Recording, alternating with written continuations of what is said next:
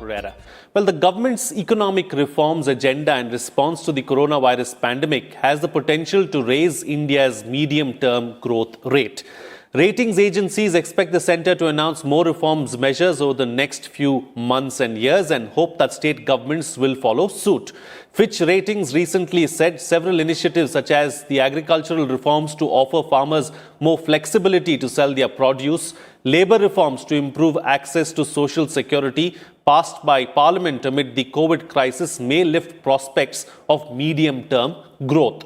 Meanwhile, amid the farmers' protests, the chief economic advisor on Tuesday said that the country's new farm reforms are designed to benefit the majority of the agricultural sector. The Finance Minister, Nirmala Sitharaman, too, assured the industry that momentum of economic reforms will continue to make India a hotspot of global investment. India has turned the crisis created by the COVID-19 pandemic into an opportunity to push the economic reforms which remain pending for decades, she said, while addressing the National MNCs Conference 2020 organized by the Industry Chamber CII. In this edition of The Big Picture, we will analyze the need for economic reforms. Joining me on the program today are Dr. Arvind Virmani, Chairman, EGROW Foundation and former Chief Economic Advisor to the Government of India, and Gurcharan Das, best-selling author and economist. Thank you to my guests for joining me on this edition of The Big Picture. Mr. Das, let me begin the program with you. Let's first try and understand and analyze how important economic reforms are, especially in the midst of the global recession and in the midst of this particular pandemic. Well, it is the only way to lift the income of Indians, and the reforms is a proven way that country after country has been able to raise its growth rate, and there are still a number of reforms that need to be done after these excellent labor and agriculture, and before that, education policy that was announced. All these reforms will add up to make India a high growth country. Now, if you ask me, you can take the example of the farm reforms, or you want to come back to that? No, you can take the example of the farm reforms. Let's start with that. Yeah. Yes. So these three reforms that have been announced really represent azadi, freedom for the farmers. It's the most important step that has been taken by any government since the Green Revolution in 1960s. And it will lead to a second Green Revolution. And the main thing it will achieve will be higher productivity. Now, India's productivity is lower, agricultural productivity is lower than our competitive countries.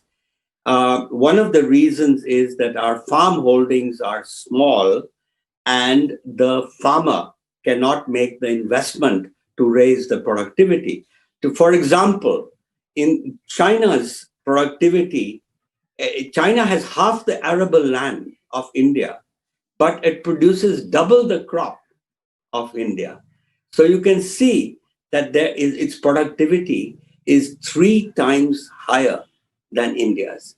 So the reforms in different ways will help us make the nation more productive.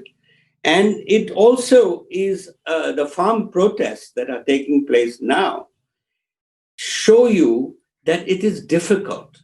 Reforming in a democracy is not easy. The reason is that politics is a short-term game, a 20-20 match.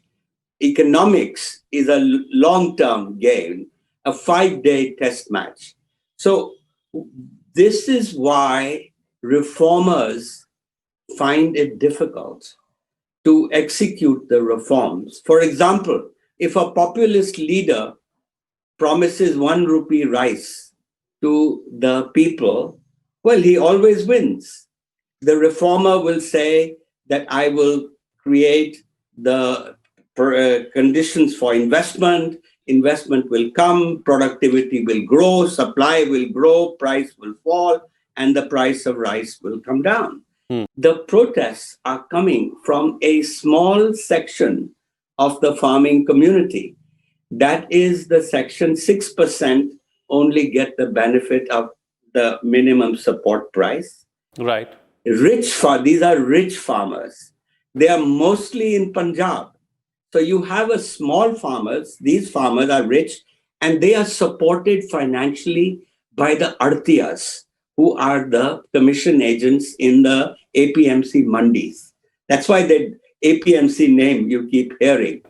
These Aratiyas, commission agents, earn 1,500 to 3,000 crores per year across the country.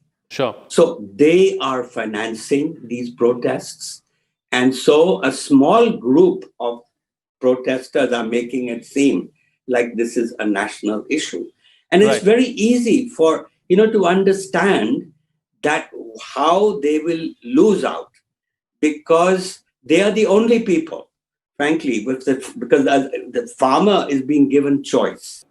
Mr. Das, let me take the points that you're making forward with Mr. Virmani as well, who's been listening in patiently on the discussion so far. So, Dr. Virmani, since we are here, let's discuss this particular aspect as well. Can populism and reforms go hand in hand? I would like to put it in perspective. We've gone too quickly into specific reforms, but there's a whole set of reforms which, there was a dry period. So a lot of people in the world are thinking that the Modi government was anti-reform. Well, even if we set aside the GST and the code, the bankruptcy code, the reforms really restarted or got going in September of 2019 with the corporate tax. And then there's been a whole entry of opening up of government monopolies. Now, just to repeat what Gurcharan said, that the importance of reforms, and as you asked, is that it will increase productivity and competitiveness, which in turn increases the rate of per capita income, which is critical to the rise of welfare of the people. As a summary measure, we keep talking about GDP growth, but the ultimate objective is welfare. And the method is to create competition which raises productivity and competitiveness. So just very quickly, government monopolies in coal, oil, defense, space, atomic energy have since been gone. The strategic industry policy framework, which was announced, hopefully it will be fleshed out, which will allow more sustained privatization of losing companies, which are a big drag on the economy. I mean, people don't realize how much money we waste on these public sector units. Gurcharan has already mentioned education, agriculture, labor codes. There was a report that they are following these laws into rules and procedures. This is all very hard work. It's easy to think when it happens, the law has been changed. They have to do the law, the Electricity Amendment Act, which is being modified. Now, all these actions have been, have started, and there are a number of them in the works, which I'm sure will happen and which we can come back to discuss.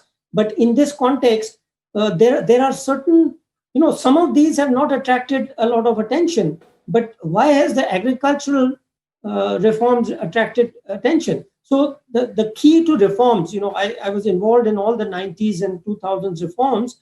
The key is the timing and phasing. I think one of the mistakes which Modi government has made is to do it in a huge spurt. There are these 3 agricultural laws, just to take that example. They could have been done over over a longer period of time, 1, 2, 3. All at once, you do everything. So all the potential, even though the vested interest may be small amounts, they all congregate at the same time. So I think the timing and phasing reforms has not been very good. And the timing and phasing is very important for your question, of vested interest will always oppose reform. But if they are isolated, if there's, if the reforms had been kind of done in parts, and particularly the critical ones, and if you recall, the land reforms were done right in the beginning of Modi, but then they had to backtrack because the phasing and timing was not, and the public education, perhaps. I agree with Gucharan on that, some of these laws, not all of them. For example, really, like I said, the monopolies of coal, etc., have been broken. They are not big. They don't impact or seriously affect directly too many public interests which can protest. They are basically monopolies of the public sector and so on. So it all depends on the type of reforms, the kind of reforms, etc. And some of them need to be much more carefully managed. Right. Not all of them. Okay. Points taken. So, yes, Mr. Das, go ahead. You wanted to make a point. Yeah, no, I wanted to continue what Arvind is saying, that it is not just the Modi government that did not sell the reforms. This is a fault right from 1991 onwards. The reality is that all the reforms that were done, wonderful reforms that were done from 1991 and slowly onwards, whether it was there in whichever government, there were reforms done in the Deve Gowda government. Vajpayee government did a lot of reform. The problem is that none of the reformers, Manmohan Singh, Chidambaram, Vajpayee, even Shori, they didn't go out and sell the reforms the way that you've got to. That's why India has reformed by stealth, at night, chupke, chupke, chori, chori. Now, that is not the way to do it. You have to make people understand that reforms are good for everybody. Today, people cannot distinguish between being pro-market and pro-business. Pro-market means reform, and pro-market results in competition. Competition lowers the costs of products. It raises the quality of products and helps everybody. We have seen that in the cell phone case, in cable TV, in civil aviation, in sector after sector that we have reformed.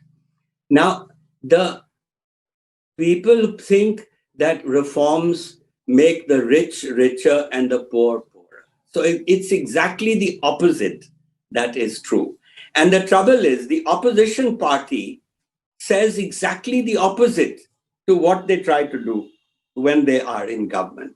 So this is a bit of the tragedy of democracy, that the same political party will be against the reform. All the political parties today who are protesting, whether it's Sharad Pawar or Rahul Gandhi or everybody, has been behind these reforms at some point or the other. And it is fad. Anyway, let's come back to these reforms, because this is truly an azadi. It will create a second green revolution. And I was explaining to you how the fact that, for example, the first reform, which is to give farmer the freedom. Today, the farmer is at the mercy of one mandi, APMC, government-regulated mandi, which is a monopoly buyer. And what the adatiyas and the wholesalers do at the mandi is they fix a very low price, and they don't declare it until the evening. So the poor farmer is waiting all day. He has to go back home at night, and then he makes a distress sale. That is the terrible thing of this system. Now the farmer has freedom. He can buy in another mandi, whether it's a private mandi. In fact, Ramesh Chand of Niti Aayog has made a very good suggestion that they should make an equal, that today's states are earning more taxes from the APMC mandis. They should equalize, whether it's a private mandi, one mandi, make it 1% tax for everybody. Then the farmer has a choice. And so just take an example that a farm, you and I pay 40 rupees, say, for a kilo of aloo. And the farmer gets only 10 rupees. That 30 rupees in between goes to the adatiya, the wholesaler, the retailer, the rediwala, this whole chain eats up that rest. Right. If you allow the farmer direct purchases, you shorten the chain, and so the farmer could go up to 15 rupees, the price to the consumer could come down to 30 rupees if you had that, because you reduce some of the middleman's profit. And so the second benefit of this reform is the removal of the Essential Commodities Act. Now, Essential Commodities Act has used to put a limit on stocking of, say, the potatoes. It was considered an essential commodity, and they didn't want the price to go up, so a trader could only keep so much. This is why cold storages did not come up, because cold storages depend on stocking. Right. And now, with cold storages coming up, because the stocking is permitted, the farmer has an additional, he can sell directly to the cold storage. He can sell directly to the food processor. So there are many avenues that are given. So why is the farmer protesting? He has been, he's like a prisoner. जो चिड़िया पिंजरे में होती है ना, a parrot which is in a bird cage, it loses the ability to fly. That's what's happened to the farmer who has been under this heavy regulation. Right. He can't, वो चिड़िया उड़ नहीं सकती, उनको आजादी नहीं समझ आती, क्या आजादी होगी उनकी जिंदगी में. Right. So my point is, say, the other objection that these people have today, the farmers have, कि MP जो minimum support price है, MSP, this should be put into the law. Right. Now, how can you put a price in the law? And secondly, this MSP system is a second-rate system. Because what happens in the MSP, we may want to change it. We may want to one day remove all subsidies and give farmer cash transfers through the DBT, which is a much better thing because it doesn't spoil the whole economy. But now MSP, what it does, the government is forced to buy what people don't want. Every year, mountain of grain comes up in our FCI warehouses, and some of it is eaten by rats. Okay, points taken. You don't produce what you want. You want farmers to produce pulses, protein-rich dal. Right. Okay, Mr. Das, points taken. We've got paucity of time. Let me bring in the other panelists as well so that we can discuss a few more aspects too. We've got about 7 minutes left on the program. So, Dr. Virmani, moving forward now from the, farm sector reforms, talking about some other aspects as well, the government is now keen on spending to ensure that the right kind of impetus is given as far as the economy is concerned. The finance minister has very categorically stated that reforms have already been undertaken. So more spending is going to be seen as far as the government is concerned, so as to ensure that we see the right kind of results from, from these reforms. Now, is that also likely to have an impact on the fiscal deficit, and is that a cause for concern? I think you should have had a separate discussion on agricultural reforms and expenditures. You're not really discussing the whole slew of reforms. Anyway, I don't know. I would like to speak about the budget and the reforms which are possible there instead of going to a third topic, because we spent the most of the time on agricultural reform.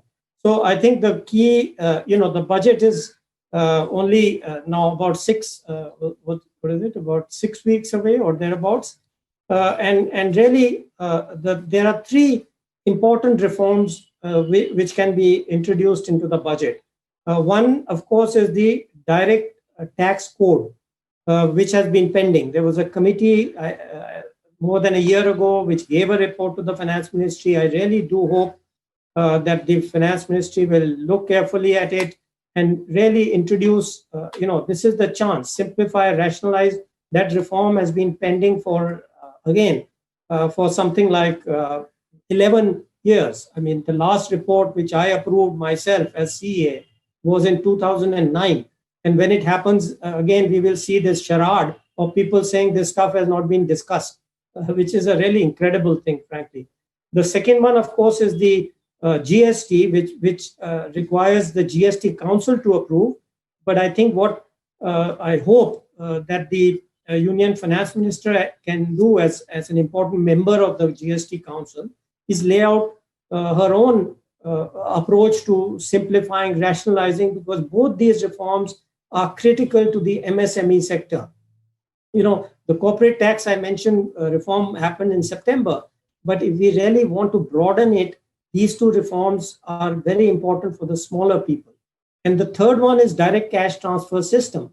As was kind of, it's not just a question of just a substitute for, farm subsidies, but a whole structure of subsidies is badly distorting. To take the other example of fertilizer, which encourages pollution of the water. So not only is water being depleted by this rice, wheat, sugar economy, but it's also being polluted heavily because we subsidize, artificial fertilizer.